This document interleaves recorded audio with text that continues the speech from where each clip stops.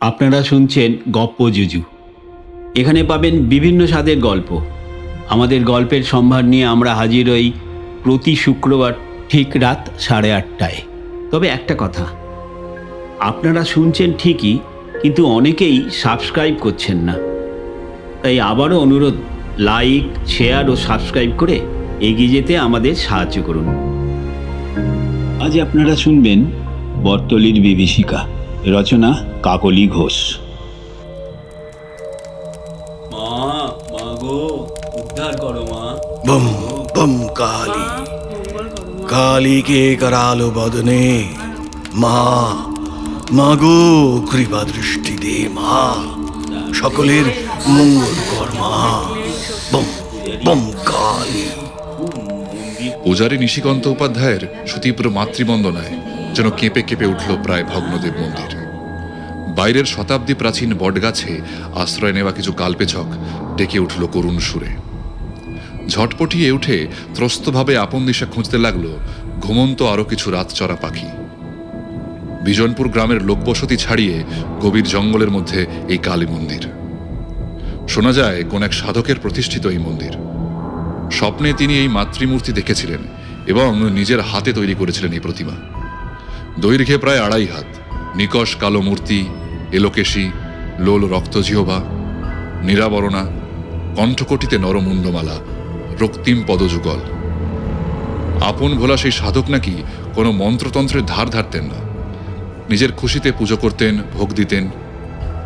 মন্দিরের চারপাশ ঘিরে এখন যে ওই মেহেন্দি গাছের বেড়া, এও সেই সাধুরই তৈরি করা। নিজের হাতেই লাগিয়েছিলেন জবা, অপরাজিতা, শিউলির ডাল। কেউ কেউ বলে রাতারাতি নাকি সেসব গাছে ফুল ফুটেছিল মায়ের পূজার জন্য। আজও গ্রামের খুব বয়স্ক মানুষ যারা, তাদের মুখে সেসব গল্প শোনা যায়। গ্রামের সাদাসিধে সরল মানুষেরা ফল পাকুড় দিয়ে, কখনো বা চাল, ডাল, তেল সিধে দিয়ে আসত। ভক্তি ভরে মায়ের প্রসাদ পেত। সাধু বাবাজিও কারোর সাথে পাঁচে থাকতেন না। গ্রামের বৌঝিরা বিশেষ বিশেষ তিথিতে মন্দিরের পুজো দিতে গেলে খুশি মনেই পূজা করাতেন। গ্রামবাসীরাই চাঁদা তুলে পাকা দেওয়াল গেঁথে মায়ের মন্দির বানায়। এভাবেই চলছিল, কিন্তু হঠাৎ গোল বাঁধল। মন্দির থেকে আরো খানিক পশ্চিমে গেলে গ্রামের শ্মশান। একদিন হঠাৎ সেখানে এক তান্ত্রিকের উদয় হয়। তিনি আবার মরার খুলিতে করে কারণবাড়ি সেবন করতেন। আরো নানা রকম মারণ উচাটন ক্রিয়া জানেন। একদিকে সাধক, অন্যদিকে তান্ত্রিক। গ্রামের লোকের অবশ্য তাতে কোনো অসুবিধা ছিল না। তারা সাধককে সিধে দেয়, আবার তান্ত্রিকের প্রতিও অভক্তি দেখায় না। কিন্তু অসুবিধা হচ্ছিল তান্ত্রিক মশায়ের। যত লোক মন্দিরে যেত তার সিকিভাগও শ্মশানমুখ হতো না। শেষে একদিন তান্ত্রিক নিজেই এসে হাজির হলো কালী মন্দিরে। সাধকের পুজোর প্রক্রিয়া দেখে অট্টহাস্য করে। সেই তান্ত্রিক নাকি বলেছিলেন, এই মূর্তিতে এই রকম পুজোতে মায়ের আবির্ভাব কখনোই সম্ভব নয়। এই মূর্তি শুধু এই একটা প্রাণহীন পুতুল মাত্র। এতে প্রাণের সঞ্চার কখনো হয়নি, হতে পারে না। তান্ত্রিকের এই কথায় সাধক ক্রোধে হিতাহিত জ্ঞান হারালেন। প্রাণ নেই পুতুল, দেখ তবে। বলতে বলতেই সামনে পড়ে থাকা একটি তামার কুশি তুলে সজোরে বসিয়ে দিলেন দেবী মূর্তির বাম কবজিতে।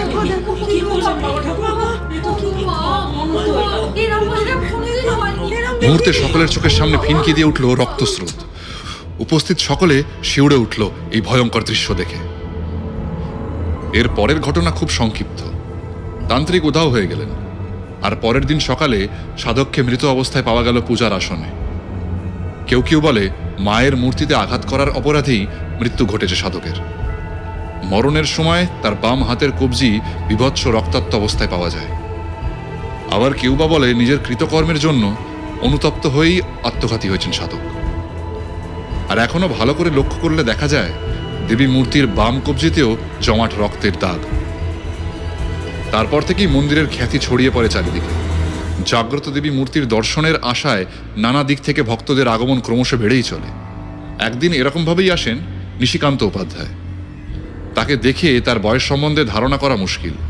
52 হতে পারে, আবার 62 হওয়াটাও বিচিত্র নয়। দীর্ঘদেহী, শীর্ণ, গৌরবর্ণ দেহ, তীক্ষ্ণ নাক, কেশ বিরল শিরে শুধু একটি সুপুষ্ট শিখা, উজ্জ্বল বুদ্ধিদীপ্ত চোখ, অকৃতদার, স্পষ্টবাদী, সপাক আহারী। আবির্ভাব মাত্রই গ্রামে একটা শোরগোল পড়ে গেল। এমনিতেই গ্রামে ব্রাহ্মণের বাস নেই, তার মধ্যে এমন একজনের উপস্থিতি নিস্তরঙ্গ বিজনপুর গ্রামকে যে দোলা দেবে সে বিষয়ে কোনো সন্দেহ নেই। তার উপরে কানাঘুষো চলতে লাগলো যে তিনি কামরূপ কামাখ্যা মন্দিরের দীর্ঘদিনের সেবায়েত ছিলেন। কেন বা কিসের কারণে সেখান থেকে এই অখ্যাত গ্রামে এলেন সে কাহিনী আজও অজ্ঞাত। তবে তিনিই এখন এই মন্দিরের পূজারী। সাধকের মৃত্যুর পর অবহেলায় পড়ে থাকা কালী মন্দিরের পুজোর ভার স্বেচ্ছায় কাঁধে তুলে নিয়েছেন। মন্দির চত্বর সংস্কার করেছেন, অবশ্য গ্রামের লোকের সাহায্য নিয়েই। রোজ ভোগ, রাগ, নিত্য পূজায় আবার প্রাণ পেয়েছে মন্দির। শুধু মন্দিরই নয়, গ্রামের মানুষের চিকিৎসার ভারও নিজের কাঁধে নিয়েছেন নিশিকান্ত। জড়িবুটি ক্রিয়াকর্ম করে সারিয়েছেন বেশ কিছু দীর্ঘদিন অসুস্থ পড়ে থাকা মানুষকে। দিনুবাগদির ছেলেটার জন্মের কিছুদিন পর থেকেই ফিটের ব্যামো, ঝাড়ফুঁক, মাদুলি, কবচে কিছুই হয়নি। নিশিকান্ত উপাধ্যায়ের দুদাক জড়িবুটিতে ছেলেটা একেবারে চাঙ্গা হয়ে উঠল। দিনু তো একেবারে গোলাম হয়ে পড়ল নিশিকান্তর। শুধু কি রোগভোগ, পুজো ছাড়াও নানা তন্ত্রমন্ত্র ওঝার কাজও করেন তিনি। যেমন সাপে কাটা, ভূতে ধরা, এসব তো আছেই, সঙ্গে দীর্ঘদিন সন্তান হচ্ছে না বা জ্ঞাতি কলহ বা কারুর বিবাহ আটকে আছে এমন সমস্ত সমস্যার সমাধান করার জন্য বিজনপুর গ্রামে এখন একমাত্র ভরসা নিশিকান্ত উপাধ্যায়। নিত্য পূজা ছাড়াও মন্দিরে লেগেই থাকে নানা মানতের পূজা। এছাড়া বিশেষ বিশেষ তিথিতে বেশ সমারোহ সহকারে পুজো করেন নিশিকান্ত। প্রত্যেক শনিবারই মন্দিরে ভিড় বেশি হয়। গ্রামের মহিলারা ওই দিনই জমায়েত হন মন্দির চত্বরে। উদ্দেশ্য নিশিকান্ত উপাধ্যায়ের কাছে তার জীবনের নানান অভিজ্ঞতার কাহিনী শোনা। নিশিকান্ত শুধু একজন ব্রাহ্মণ পুরোহিতই নন বা তন্ত্রমন্ত্র জড়িবুটি চিকিৎসাতেই সিদ্ধহস্ত তাই নয়, তার বাচন ভঙ্গিটিও চমৎকার। ফলে মহিলারা তন্ময় হয়ে শোনেন তার কাহিনী। বাইরে সন্ধে নামে, অন্ধকার ঘনীভূত হয়, কালো হয়ে আসে জঙ্গল। মন্দিরের ভগ্ন দেউলে বিচিত্র সুরে তক্ষক ডাকতে থাকে। বাইরে প্রহরে প্রহরে শিয়ালের উচ্চ রব শোনা যায়। আর মন্দিরের অভ্যন্তরে মৃদু দীপালোকে উন্মুখ শ্রোতাদের সামনে নিশিকান্ত উপাধ্যায় খুলে ধরেন তার জীবনের বিচিত্র অভিজ্ঞতার ডালি। তার নিজস্ব আকর্ষণীয় ভঙ্গিতে বলে চলেন নানান অদ্ভুত ঘটনার কথা। মা মঙ্গল করো মা গো। আজও এমনই এক শনিবার গ্রামের মহিলারা পুজো দিতে এসেছেন। এছাড়াও অন্যান্য গ্রাম থেকেও এসেছেন বহু ভক্ত। পুজোর কাজ নির্বিঘ্নে শেষ হওয়ার পর নিশিকান্ত উপাধ্যায়কে ঘিরে বসেছেন গ্রামের মহিলারা। একটা গল্প বলুন। ফি শনিবার এমনটাই করেন তারা। তাদেরই ঐকান্তিক অনুরোধে গল্প শুরু করলেন নিশিকান্ত। আজ থেকে প্রায় 25-30 বছর আগের কথা। তখন আমার বয়স বেশি নয়। গুরুর কাছে সবেই তন্ত্রমন্ত্রের কাজ শিখে ওই দু একটা ক্রিয়াকর্ম করা শুরু করেছি। থাকি তখনও গুরুর বাড়িতেই। তিনি অপুত্র, তাই পুত্র স্নেহেই রেখেছিলেন গৃহে। শিক্ষা শেষ হওয়ার পর ছেড়ে দিতে চাইছিলেন না। বিশেষ করে আমার গুরুমা। ওই স্নেহশীলা রমণীর কথা মনে পড়লে আজও আমার চোখ অশ্রু সজল হয়ে ওঠে। বলতে বলতে নিজের উত্তরীয়তে 2 বিন্দু অশ্রু মুছে নেন নিশিকান্ত। তো এই ঘটনা সেই সময়কার। কিছুদিন ধরেই গুরুদেবের শরীর বিশেষ ভালো যাচ্ছিল না। অম্লশূলের ব্যথা বড় তীব্র হয়েছিল। শরীর প্রায় নিস্তেজ। বেশ কিছুক্ষণ তার পদসেবা করে নিজের ঘরে এসেছি। রাত্রি তখন 3য় প্রহর। রাতের যৎ সামান্য আহার শেষ করে কিছু লেখাপড়া এবং তৎসংক্রান্ত লেখালেখির কাজ করছিলাম। হঠাৎ বাইরের দরজায় প্রচণ্ড কড়াঘাত। ও ঠাকুর মশাই, দরজাটা খুলুন না। বড় পড়েছি। বড় বিপদে পড়েছি ঠাকুর মশাই, একসঙ্গে বহু মানুষের মিলিত উত্তেজিত কণ্ঠস্বর। দরজাটা খুলুন না ঠাকুর মশাই। আরে কেউ আছে? ও দরজাটা ব্যাপার? খোলো না। কারা এরা? এত রাতে প্রয়োজনই বাকি আছে। গুরুদেবের ঘুমের ব্যাঘাত ঘটে, তাই তাড়াতাড়ি উঠে ঘরের দরজা খুলে হ্যারিকেন হাতে নিয়ে উঠোনে নামলাম। অবশ্য যে কারণে আমার এত সতর্কতা তা সফল হলো না। দেখলাম গুরুদেব উঠে পড়েছেন। আমাকে দেখে ভ্রু উত্থিত করলেন। আমি ইশারায় হাত দেখিয়ে তাকে শান্ত থাকতে বলে সদর দরজার কাছে গেলাম। দরজা খুলতেই দেখি একদল মানুষ, কারুর হাতে মশাল, কারুর বা লণ্ঠন। আমাকে দেখে শোরগোলটা একটু শান্ত হলো, কিন্তু এক রাশ উদ্বেগ ভরা সম্মিলিত গলায় প্রশ্ন এলো। গোলবাব ঠাকুর বাড়ি আছেন? দয়া করে একটু ডেকে দিন না। চকিতে দরজার দিকে তাকিয়ে নিয়ে বললাম, আছেন, কিন্তু খুব অসুস্থ। কি ব্যাপার? এত রাতে আপনারা কোথা থেকে আসছেন? কি চান?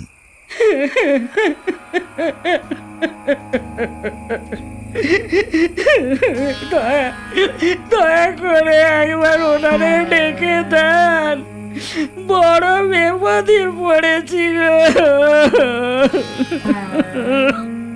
দু হাত ধরে তুললাম তাকে। লণ্ঠনের আলোয় দেখলাম সুঠাম সুন্দর যুবক, বয়স বড় জোরই 25-26। মুখে সুগভীর আতঙ্ক আর বেদনার ছাপ। যুবকের মাথার পেছন দিকে একটা অদৃশ্য কালো বলয় যেন চকিতে চোখে পড়ল। কোনো অপ্রাকৃত কিছু ঘটনা নয় তো? কিছুই তখনও জানি না, তবু একটা অদ্ভুত অজানিত কারুর অস্তিত্ব অনুভব করলাম ওই যুবকটিকে স্পর্শ করে। দেখুন, উনি তো অসুস্থ, আমি ওনারই শিষ্য। আমাকে বলতে পারেন, আমি নয় কাল সকালে ওনাকে সব জানাবো, তারপর যথাবিহিত ব্যবস্থা নেওয়া যাবে। আমার কথা শুনে ওরা কিছুক্ষণ চুপ করে রইল। তারপর নিজেদের মধ্যে কিছু আলোচনা করে নেওয়ার পর একজন মধ্যবয়স্ক ব্যক্তি এগিয়ে এলো। তাই হবে বাবা ঠাকুর, আপনাকেই বলছি। কিন্তু আপনি ওনাকে জানিয়ে দিবেন, বড় বিপদ। একটু বসতে পাবো বাবা ঠাকুর? আর দাঁড়িয়ে থাকতে পারছি না, অনেকখানি পথ। সামনের দাওয়ায় ওদের বসার ব্যবস্থা করলাম। সব মিলিয়ে হ্যাঁ, জনা 10 লোক হবে। হাঁটু অবধি ধুলো ধূসরিত পা, ক্লান্ত চোখ মুখ, বোঝাই যায় অনেকখানি পথ হেঁটে এসেছে ওরা। কোথা থেকে আসছো তোমরা? গে আমরা আসতেছি বর্তলা গ্রাম থেকে। শুনে চোখ কপালে উঠল আমার। সে তো এখান থেকে 25 ক্রোশ দূর। পথে আছে বিশাল ডাকাত মারির মাঠ, সেখানে খুন জখম লেগেই থাকে। ও পথে খুব বিপদে না পড়লে রাতে কেউ চলাফেরাই করে না। এরা এত রাতে সেই জায়গা পেরিয়ে এত দূরে এসেছে, এত কি প্রয়োজন? মধ্যবয়স্ক লোকটা একটু হাসল। বড় করুণ তার কান্না মাখানো সে হাসি। দেখলেই বা শুনলেই বুকের মধ্যে মুচড়ে ওঠে। বড় বিপদ বাবা ঠাকুর, সব বলছি, কিন্তু তার আগে একটু জল। দুহাত জড়ো করে পিপাসার ইঙ্গিত করল লোকটা। আমরা যেতে গয়লা। জল খেয়ে সুস্থ হয়ে বসে কথা শুরু করলো লোকটা। আমার নাম লক্ষণ ঘোষ, ওই উটি আমার বড় ছেলে। সামনে দাঁড়ানো যুবকটিকে ইঙ্গিত করে বলে চলে লোকটা।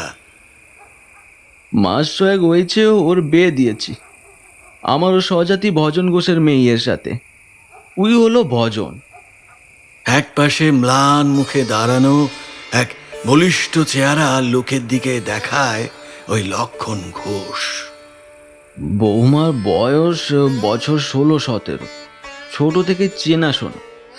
ও মেয়েকে আমি কোলে পিঠে করেছি কত, শেষে বউ কইরে ঘরে এনেছি। মা আমার বড় লক্ষ্মীমন্ত, যেমন রূপ তেমনি গুণ। আমার পরিবার জন্ম রুগ্ন, তেমন কাজকর্ম করতে পারে না। এদিকে আমার সংসারও ছোট না, আমার আরও 2 ছেলে, ক্ষেতের মুনিশ, গোয়ালের গরু, বাগানের সবজি, পুকুরের মাছ সবই আছে। বউ আমার হাসি মুখে এত কিছু সব দেখাশোনা করতো।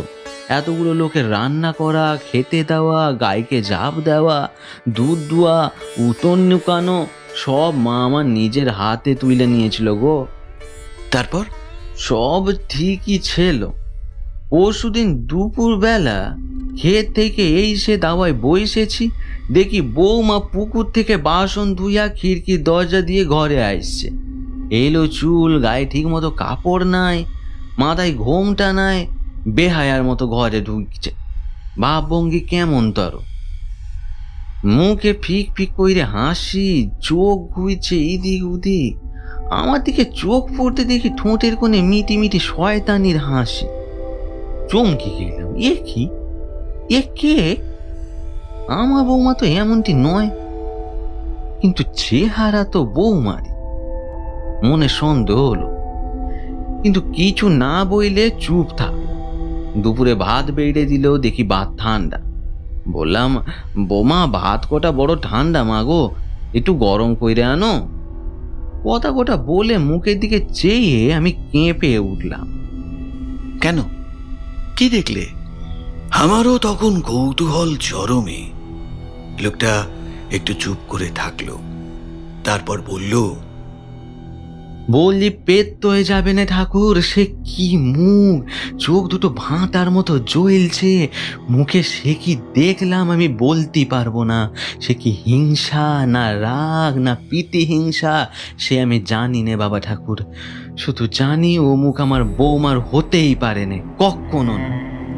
বলতে বলতে চোখ বুজে ফেলল লোকটা। সারা শরীরে ঈষৎ কম্পন দেখলাম ওর, যেন চোখের সামনে দেখছে সেদিনের সেই বিভৎস মূর্তি। তারপর তারপর যেন ঘোর থেকে জেগে উঠে আবার বলতে শুরু করলো লক্ষণ ঘোষ। ভাতের থালাটা যেন একরকম ছোমেইরে সামনে থেকে তুলে নে দপ দপ কইরে পা ফেলা রান্নাঘরে ঢুকলো। অমন কইরে চলতে আমি কখনো দেখিনি বৌমারে। শান্ত শিষ্ট মা আমার, বড় অবাক হলাম। কি হইল হঠাৎ? কোথাও কিছু নাই, তবে বৌমা এমন ধারা করতেছে কেন? কি মনে হতে পা টিপে টিপে রান্নাঘরের দোরের কাছে গিয়ে দাঁড়ালাম। আড়াল থেকে দেখি, বলতে গিয়ে থর থর করে কাঁপতে লাগলো লোকটা। কি কি দেখলে? দেখি পা দুটা উনুনের মধ্যে গুঁজে দিয়ে নিশ্চিন্দি মনে ভাতে কাটি দিচ্ছে বৌমা, আর ওদিকে পা দুটো জ্বলছে দাউ দাউ কইরা। দেখে মাথা ঘুইরে গেল, এ কি, তবে কি কোনো ভূত পেরেত কি শাঁকচুন্নি ভর কইল আমার এমন সোনার পৃথিবীর উপর? ভয়ে আতঙ্কে আমার তো এখন মাথার চুল খাড়া। ফিরে চাইতেই দেখি বড় ছেলে উঠোনে ঢুকেছে। তাড়াতাড়ি সব বললাম, শুনে আমার পিছু পিছু রান্নাঘরে এলো ও। ও মা, কোথায় কি, কিছু নাই তো। বৌমা দিব্যি ঘোমটা দিয়ে তালায় ভাত বাইরছে, সব আগের মতো। উনুনের আগুন নেবানো। ছেলে বলল, রোদ্দুরের তাতে মাথা গরম হয়েছে তোমার, কি দেখতে কি দেখছো। কি আর বলি, দিনটা মনের অশান্তি নিয়েই কাটলো। আমার একটা পোষা বিড়াল আছে, এই এতটুকু বাচ্চাকে ফেলে দিয়েছিল, কুইড়ে এনেছি। তো সেই দিকেই রয়েছে আমার কাছে। আমারও কেমন মায়া পড়েছে, সাথে সাথে খাকে খায়। সেই দিন দেখি সেটা কেমন থেকে থেকে কেঁদে কেঁদে উঠছে। বৌমা বড় ভালোবাসে ওটারে, কিন্তু দেখি কি বৌমারে দেখলেই ভয়ে সিঁটিয়ে যাচ্ছে সেটা। দুধ ভাত মেখে দিল বৌমা, মোটে মুখে তুলল না, শুধু থাবার মধ্যে মুখ গুঁজে কাঁপতে লাগলো। বুঝলাম ওরও কিছু অন্য রকম লাগছে। রাতে খাওয়া দাওয়া কইরে শুয়েছি, ঘুম এলো না, কেমন ধর একটা অস্বস্তি। এপাশ ওপাশ কইতে কইতে কখন ঘুমিয়ে গেছি। হঠাৎ একটা কান্নার শব্দে ঘুম ভেঙে গেল। সে কি করুণ কান্না! গভীর রাত, তার মধ্যে ওই রকম কান্নার আওয়াজ। বুকের ভিতর অব্দি যেন কেঁপে উঠল অশুভ কিছুর ভয়ে। হাত বাড়িয়ে দেখি বিড়াল বিছানায় নাই। কোথায় গেল খুঁজতে বাইরে বেরিয়ে দেখি কে যেন বড় ছেলের গয়রে ঢুকলো। পিছন থেকে বৌমা মনে নিল।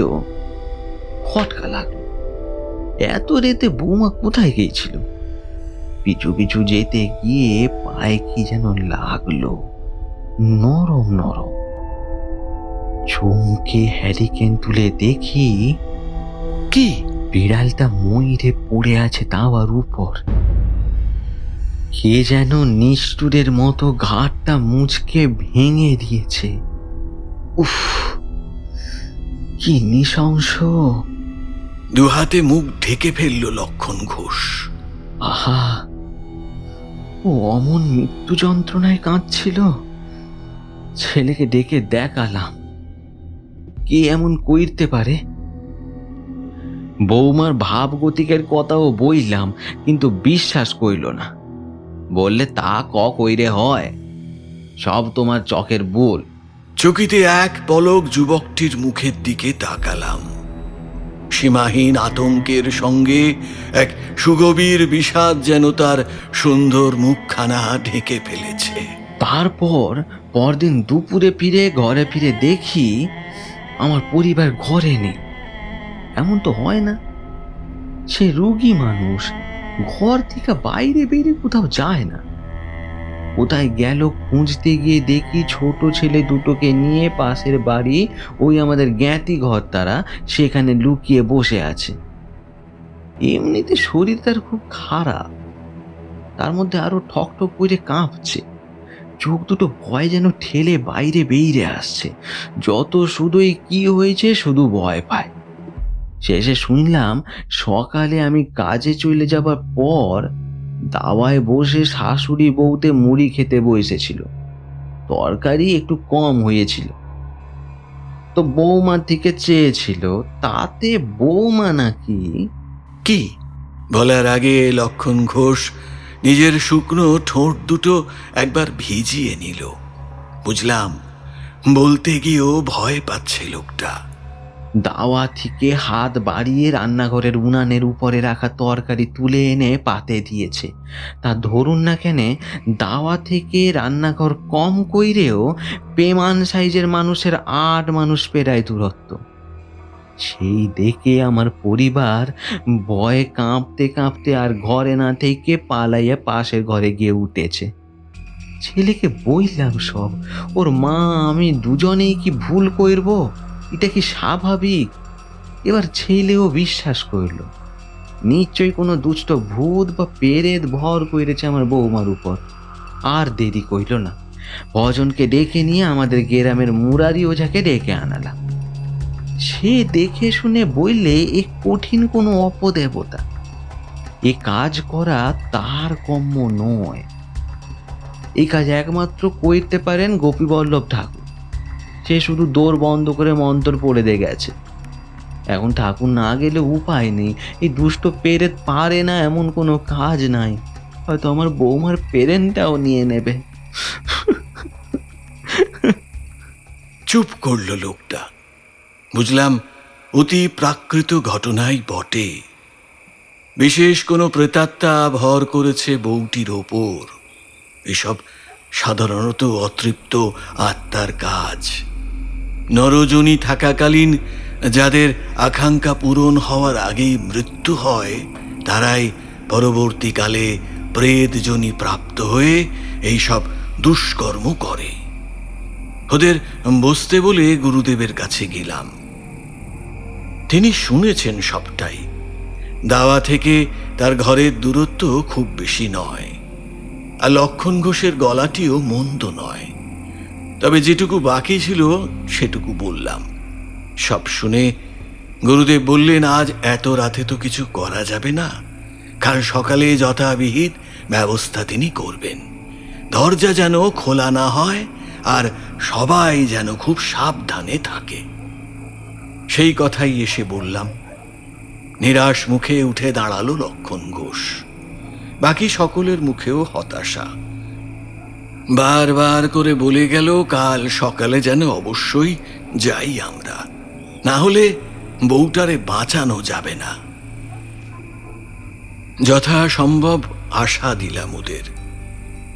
কাল সকালে আলো ফোটার সঙ্গে সঙ্গেই যে আমরা রওনা হব সেটাও বললাম।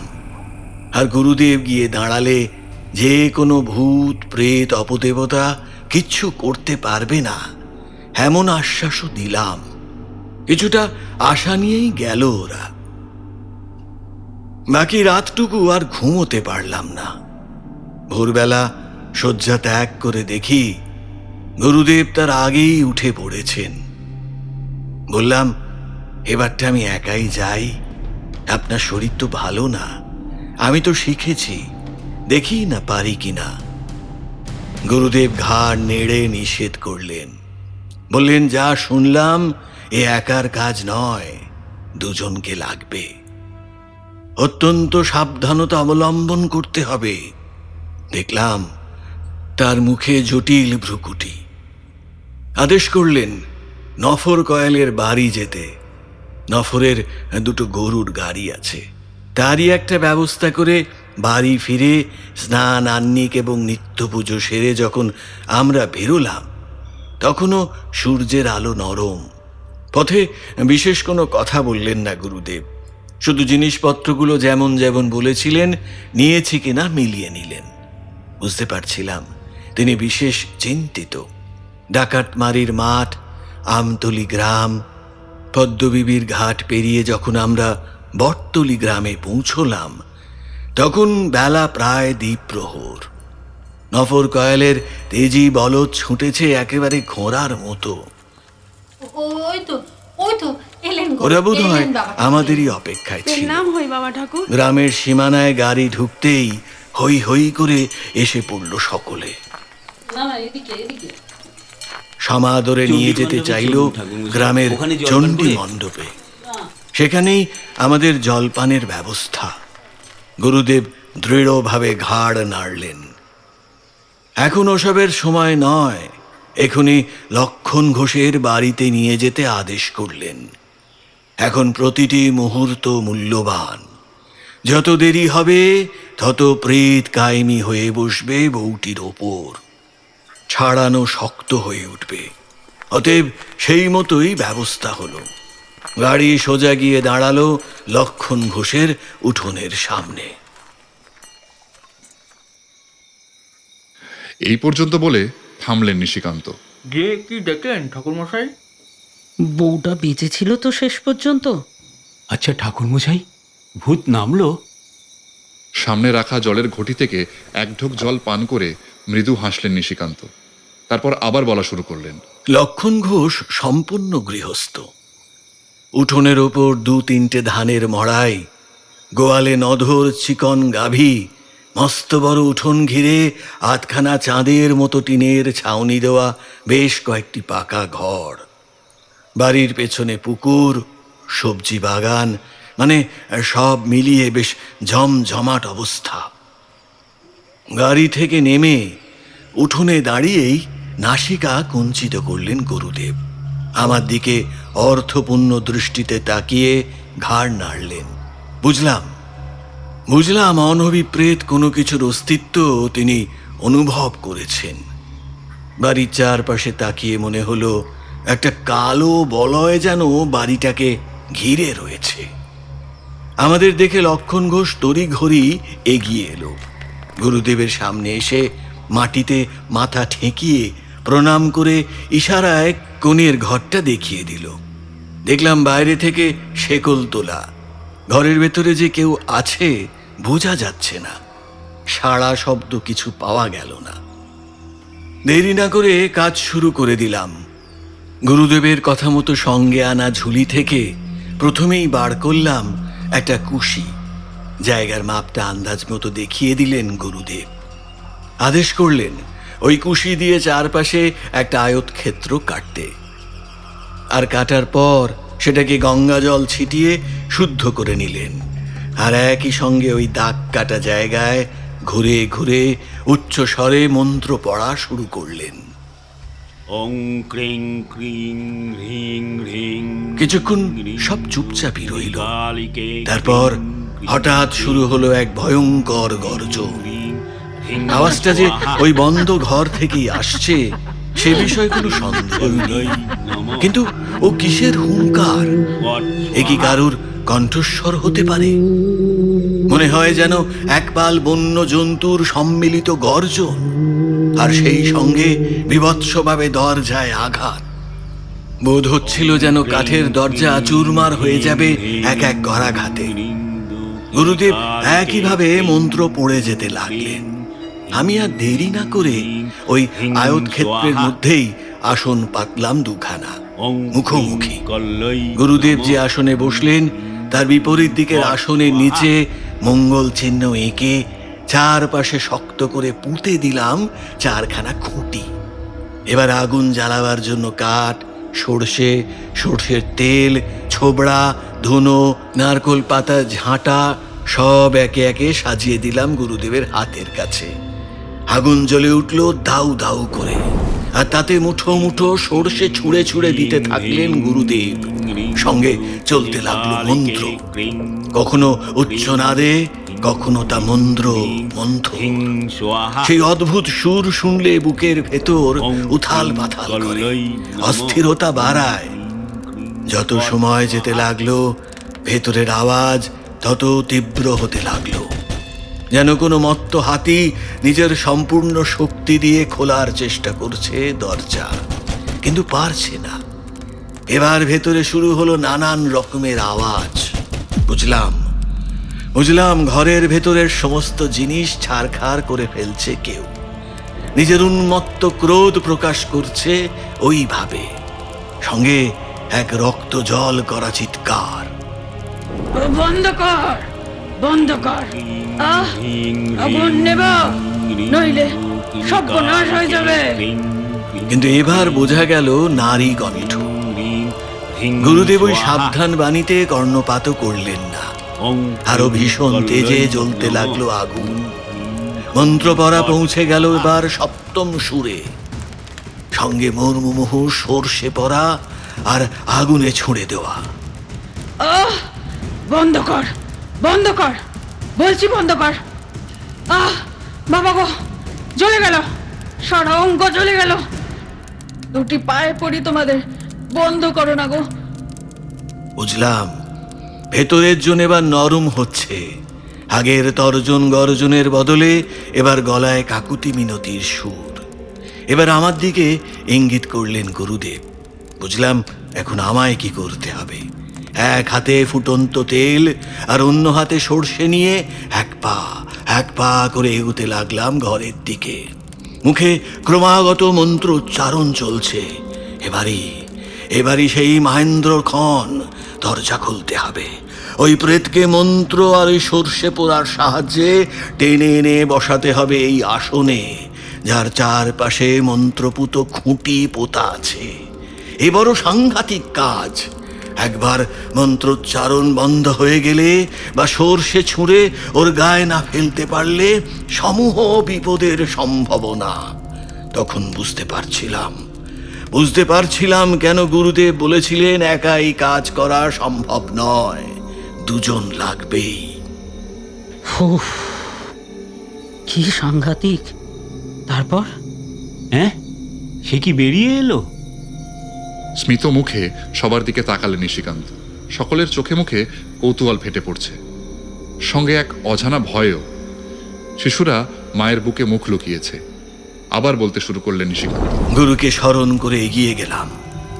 ওদিকে গুরুদেব ভীষণ সুরে মন্ত্রোচ্চারণের সাথে সাথে অগ্নিতে আহুতি দিচ্ছেন, আর এদিকে আমি এগিয়ে যাচ্ছি দরজার দিকে।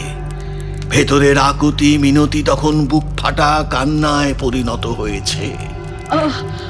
ওগো, আমাকে ছেড়ে দাও না গো, আমি আমি আর করবো না গো। আহ আহ বাবা গো, চলে গেল গো। শেকল খুলে দিলাম। দরজার পাল্লা খুলে দেওয়ার পরও প্রথমটায় কিছুই নজরে পড়ল না। ঘরের ভেতর অন্ধকার, আস্তে আস্তে আলোতে সব স্পষ্ট হচ্ছিল, কিন্তু কাউকে ঠাহর করতে পারছিলাম না। এগিয়ে ঘরের ভেতরে ঢুকতে যেতেই গুরুদেবের ভীষণ কণ্ঠস্বর শোনা গেল। তাকিয়ে দেখি প্রবল বেগে ঘাড় নেড়ে ভেতরে ঢুকতে নিষেধ করছেন।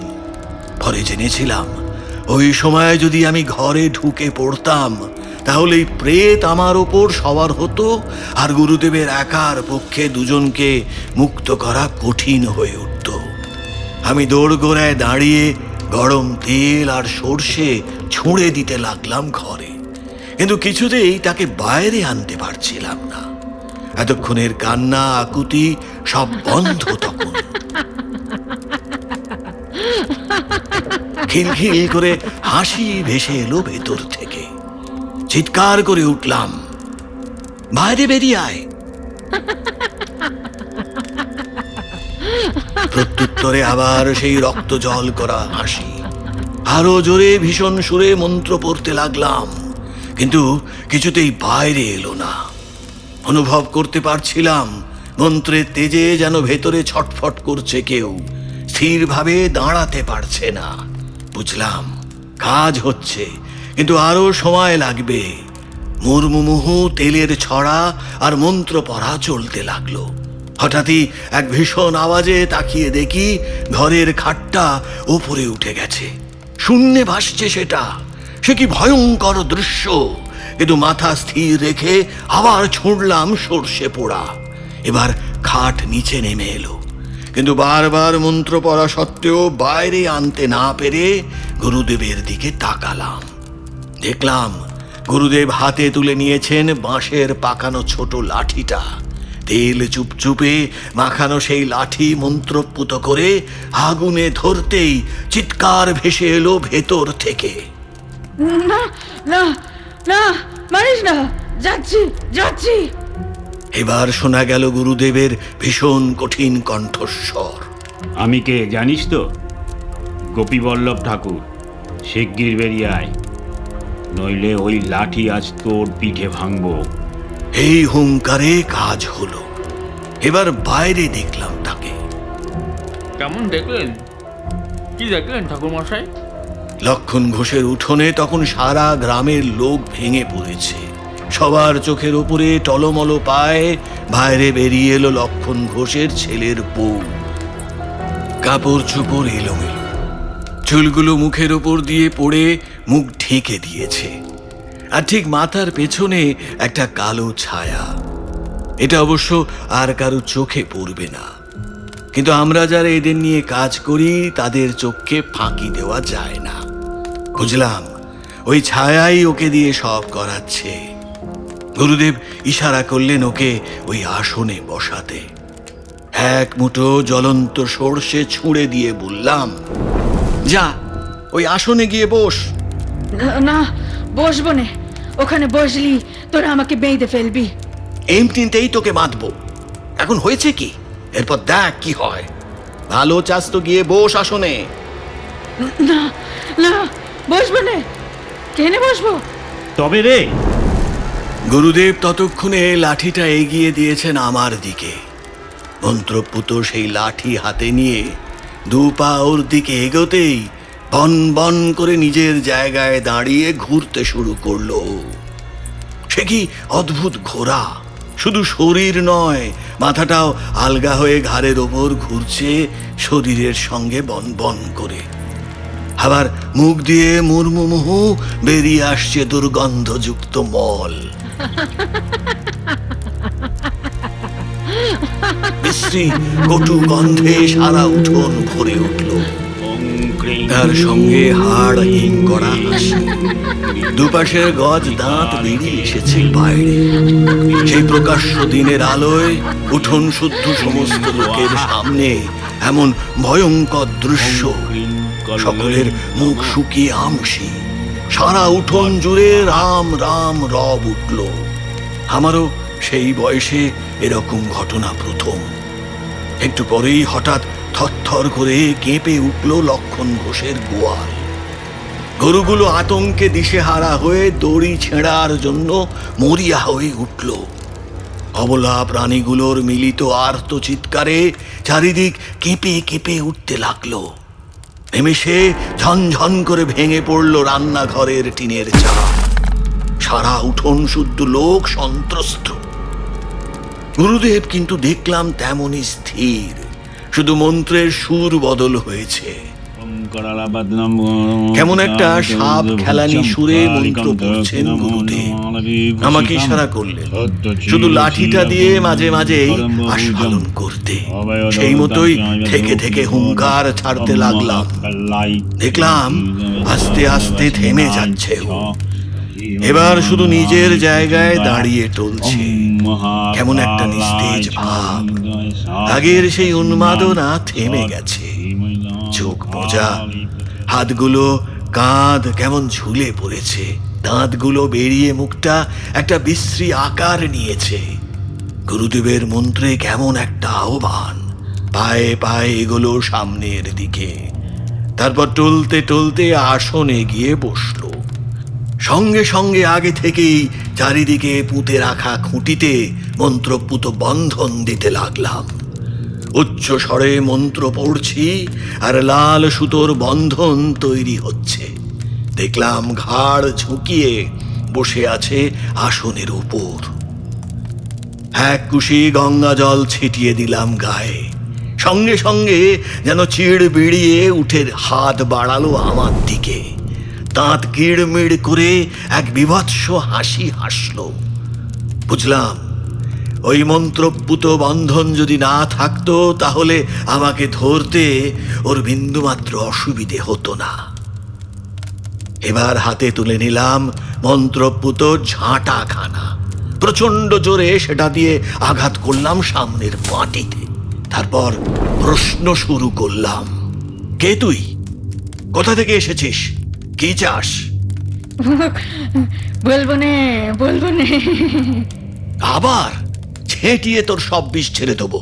এমন বাঁধনে বাঁধবো যে পালাবার পথ পাবি না। ভালোয় ভালোয় বল, নইলে চিনিস তো গোপীবল্লভ ঠাকুরকে?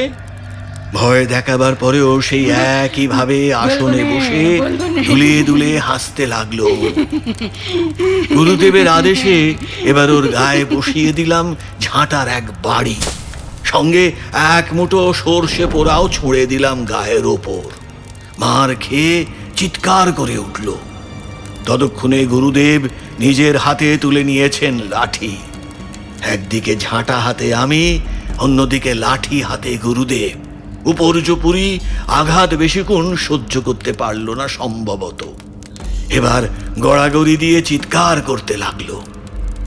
আহ আহ, বলছি বলছি, থাম থাম, আমি চাপা, হিরু গয়লার মেয়ে। সারা উঠোন জুড়ে একটা সশব্দে আতঙ্কের আওয়াজ উঠল। চাপা? হিরুর মেয়ে? সে তো গত বছর ওলা ওঠায় মারা গেছে। বিয়ে ঠিক হয়েছিল, সব জোগাড় যন্ত্র হয়ে গেছিল, কিন্তু বিয়ের মাত্র এক সপ্তাহ আগে ওলা ওঠায় মারা যায় চাপা। এখানে কি চাস? কেন এসেছিস? বউটাকে ছেড়ে দে। না না না, আমি যাব নে, আমি এই সংসারে থাকবো। ভালো চাস তো চলে যা। ওই বেড়ালটাকে ঘাড় মুটকে মারলো কে? তুই? কেন? আমি আমি এই শয়তানি আমাকে চিনে ফেলেছিল, তাই দিলাম ঘাড় মটকে। নিষ্ঠুর হাসি খেলে গেল ঠোঁটের ওপর। দেখলে শিউরে উঠতে হয়। বুঝলাম এই রকমই হাসি লক্ষণ ঘোষ দেখে ভয় পেয়েছিল। লক্ষণ ঘোষের পরিবারকে ভয় দেখালি কেন? মরণ বিরক্তিতে ঠোঁট বেঁকে গেল ওর। মরণ ও মাগি তো নিজে নিজেই ভয় পেল। আমার তো এখন ইচ্ছে করছিল না রান্নাঘরে যেতে, তাইতে হাত বাইরে তরকারি দিয়েছি, তাতেই ঢং কত। তুই বৌমার শরীরে ঢুকলি কি করে? আবার খি খি করে সেই বিশ্রী হাসি। কেন ভর দুপুর বেলা এলো চুলে ও যায় না পুকুর পাড়ে? তুই কি করে দেখলি? তুই কোথায় ছিলি? কেন এই পুকুর পাড়ের আশাওলা গাছটার তো আমি থাকি, আজ কতদিন আছি। ওকে ধরলি কেন? কি করেছে ও? রোজ রোজ আমার গাছের নিচে এঁটো কাটা ফেলে কেনে? খোলা চুলে দুপুর বেলা পুকুর ঘাটে যায় কেনে? বেশ করিছি ধরিছি, ছাড়বো নে। ছেড়ে দিয়ে চলে যা। কেন ওর জীবন নষ্ট করছিস? তোর মুক্তির ব্যবস্থা করে দেবো আমি।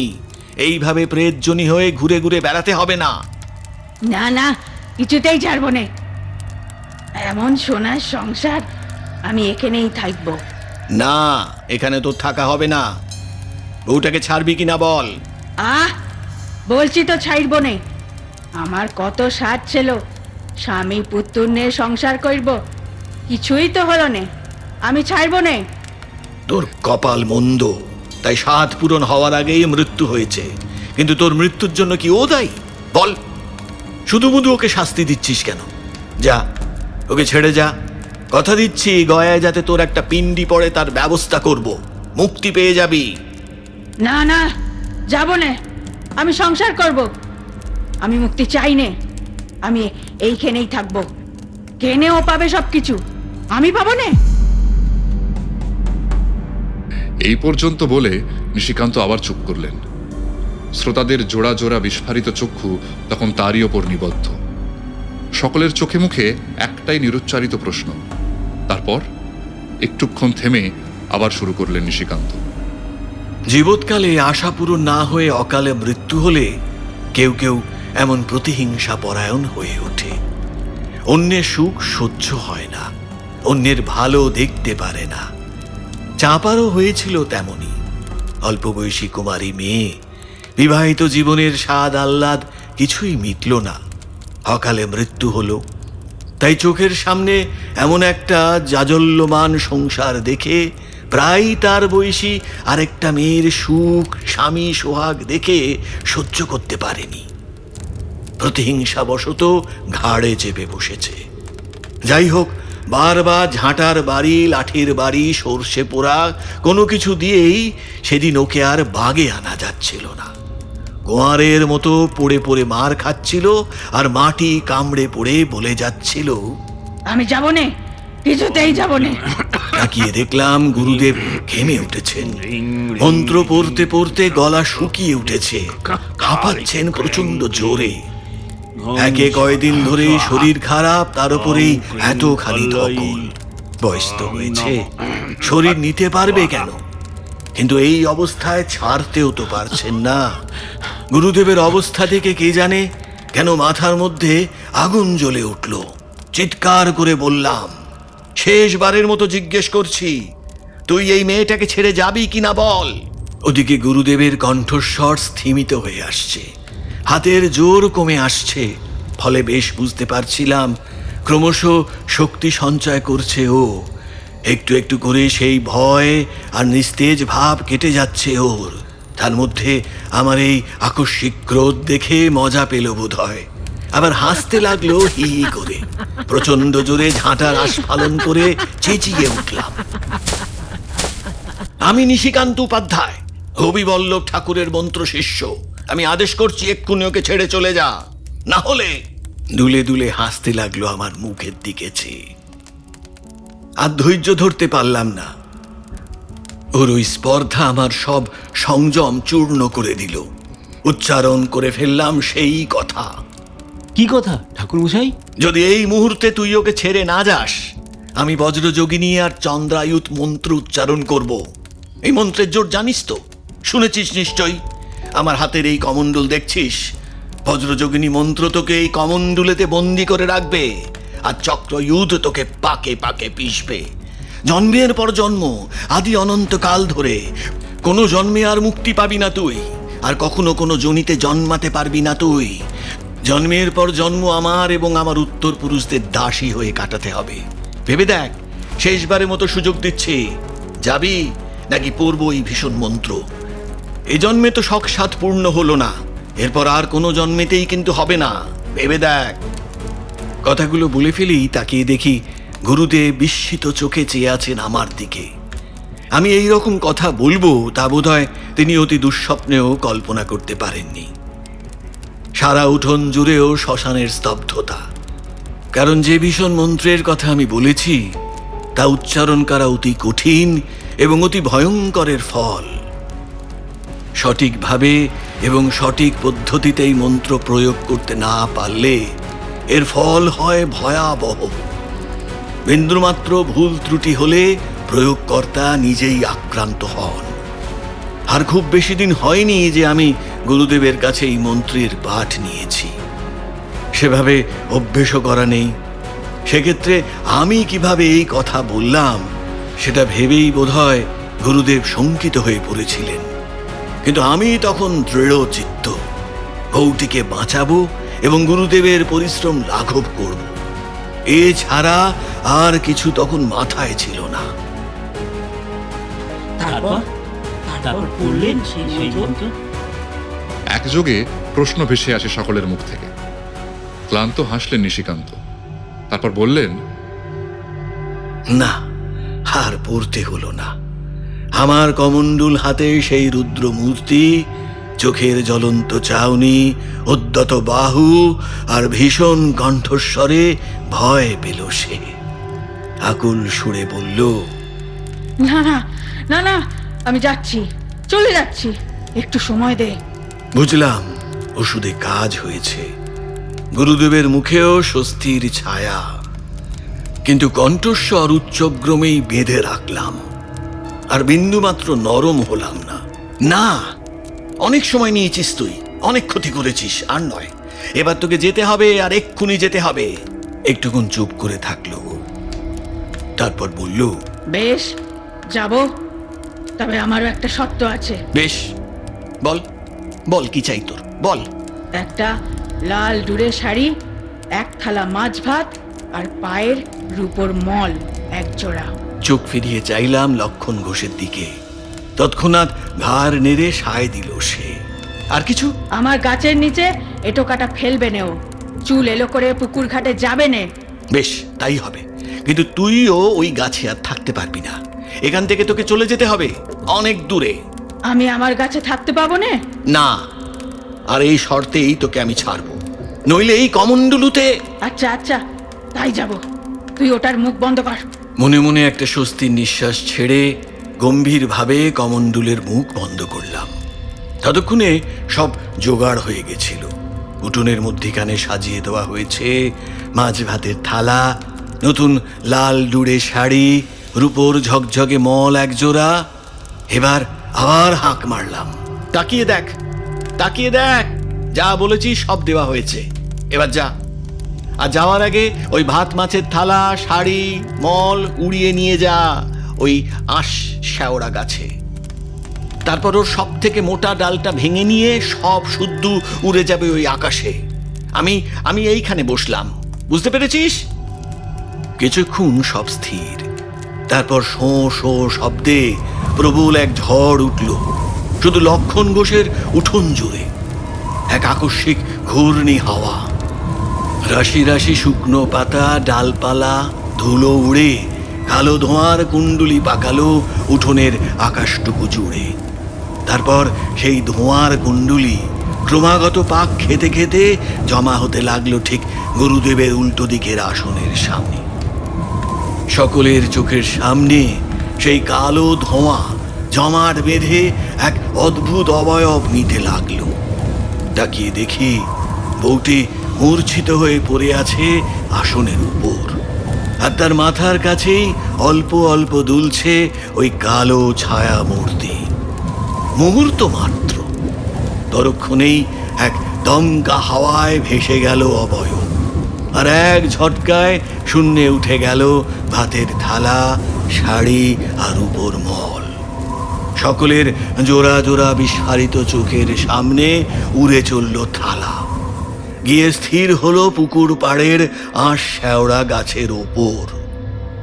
সেখানে কিছুক্ষণ স্থির হয়ে শূন্যে ভেসে থাকলো সবকিছু, আর তারপরই মড় মড় করে ভেঙে পড়ল গাছটার সব চাইতে মোটা ডালটা।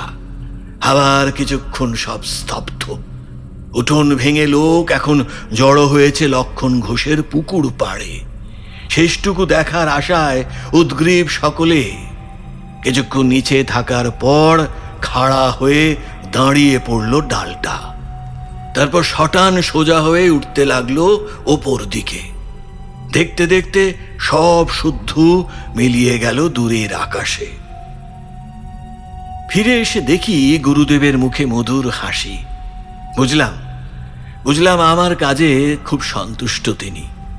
লক্ষণ ঘোষ ছুটে এসে পায়ের ধুলো নিয়ে জিভে ঠেকালো, তারপর হাত জোড় করে বলল, এদিকে সব পরিষ্কার হোক, ততক্ষণ আপনারা আমার আটচালায় বিশ্রাম করবেন। চলেন, ডাব পাইড়ে রেখেছি, আমার ঘরের গরুর দুধের টাটকা মিষ্টান্ন একটু সেবন করুন, ওতে কোনো দোষ হবে না।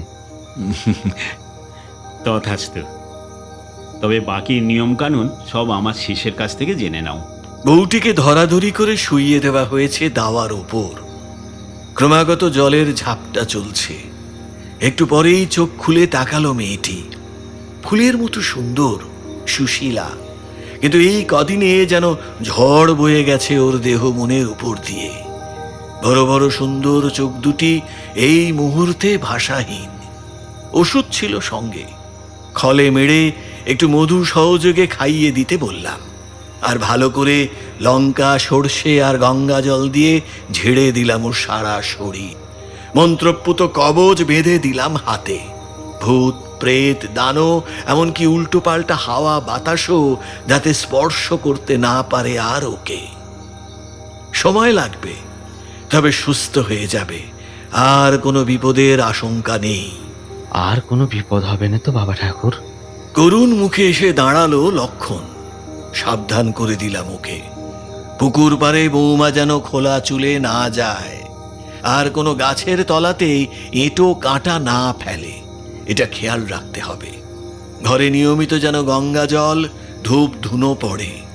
বাসি আকাচা কাপড়ে পুজোর কাজ, রান্না বান্না যেন না হয়। বাইরে থেকে ঘরে ঢুকবে যখন পায়ের গোড়ালি পর্যন্ত সম্পূর্ণ ধোয়া হয়, না হলে ওই ছিদ্র পথে অপদেবতা গৃহে প্রবেশ করে, শান্তি বিঘ্নিত করে। আর হ্যাঁ, সবচেয়ে বড় কথা, চাঁপার একটা পিণ্ডি দানের ব্যবস্থা করতে হবে। ওর বাপ ভাইকে বল যাতে সেটা করে। মেয়েটার মুক্তি হয়ে যাক। মাথা নিচু করে সব কথা মেনে চলবে বলে কথা দিল লক্ষণ ঘোষ। আমিও কথা দিলাম, কদিন পরে এসে বউটাকে দেখে যাব আর একটা পুজো আর্চার ব্যবস্থা করব। গল্পটি শেষ হলো। সবার মুখের দিকে চেয়ে মৃদু অথচ স্পষ্ট স্বরে বললেন নিশিকান্ত, মা, সকল তোমাদের কাছেও আমার এই অনুরোধ, আচার বিচার মানবে, নোংরা বা জঞ্জাল ঘরের কোণে জমিয়ে রাখবে না। যেখানে সেখানে এঁটো কাঁটা ফেলা, রাস্তাঘাটে থুতু ফেলা অত্যন্ত গরিত কাজ। চুল এলোমেলো করে যখন তখন বাইরে বেরোবে না, পরিষ্কার পরিচ্ছন্ন থাকবে এবং চারপাশকেও পরিষ্কার রাখবে। মনে রেখো, বৃক্ষ দেবতা, তার অযত্ন করবে না। প্রতি সন্ধেবেলায় ঘরে ধূপ ধুনো দেবে, শঙ্খধ্বনি দেবে, তাতে সকল অবদেবতা বা প্রেতজনী দূরে থাকবে।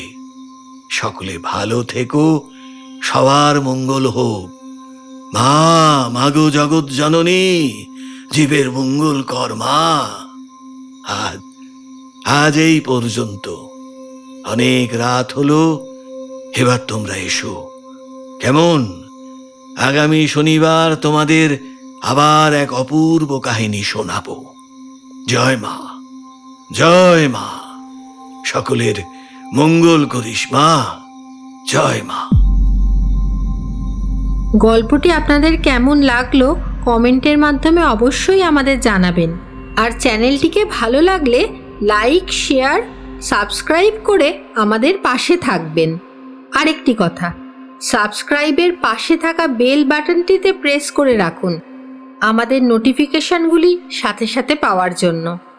আর একটা কথা, আপনারা আপনাদের লেখা গল্পগুলি অডিও স্টোরি রূপে শুনতে চাইলে আমাদের চ্যানেলের মেল আইডিতে পাঠাতে পারেন। নির্বাচিত গল্পগুলি আমরা অডিও স্টোরি রূপে তুলে ধরব। আমাদের মেল আইডি ডেসক্রিপশন বক্সে পেয়ে যাবেন। আজ তবে এই পর্যন্ত। ভালো থাকবেন, সুস্থ থাকবেন। শুভরাত্রি।